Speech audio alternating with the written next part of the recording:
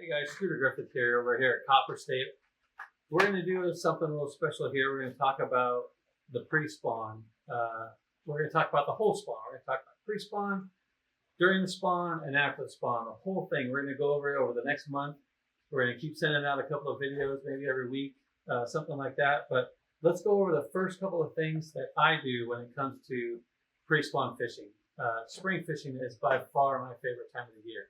There's nothing better than watching a client catch just a big giant fish. And, I mean, they love to catch them big, and I love to watch them catch them big. So that's always the big part of it. Depends on what kind of, experience I have on my boat, but we could do a bunch of different things, I love to start out with some kind of a search bait, so it might be a chatterbait, some kind of a jackhammer. I love to throw the jackhammer. The white and green are the best. I throw white all the way until the post spawn. So because they're still eating a lot more shad than they are eating or guarding against bluegill. So I tend to throw a lot more the white or the shad pattern. So that being said, we'll throw a lot of swim baits, a lot of glide baits. Jerk baits is another good thing. I mean, the areas that you're looking for to start this off with are the points leading into the spawning bays. There's all kinds of places like that across the lake. I mean, they're everywhere.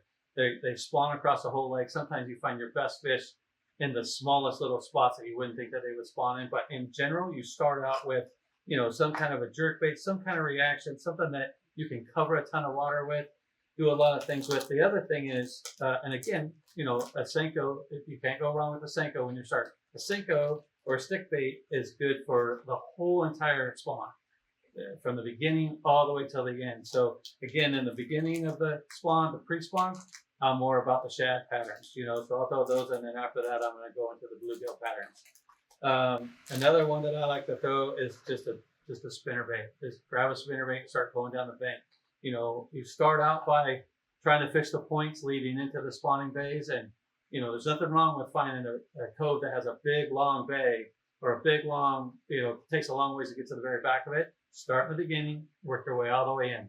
That's how you find out what stage they're in. The farther back they are, the farther along they are on the spawn usually. So we'll start out in the beginning and do it the rest of the way. But look forward to, sending out a couple of different videos, and we'll talk about the next one. We'll talk about what kind of baits we use when they're on the beds and what they, when they're actually spawning. So we'll talk about that, and then we'll go right into the post spawn. It should be fun. I'll tell you about a bunch of equipment and stuff like that you should use. So we're looking forward to it. It's going to be a good time.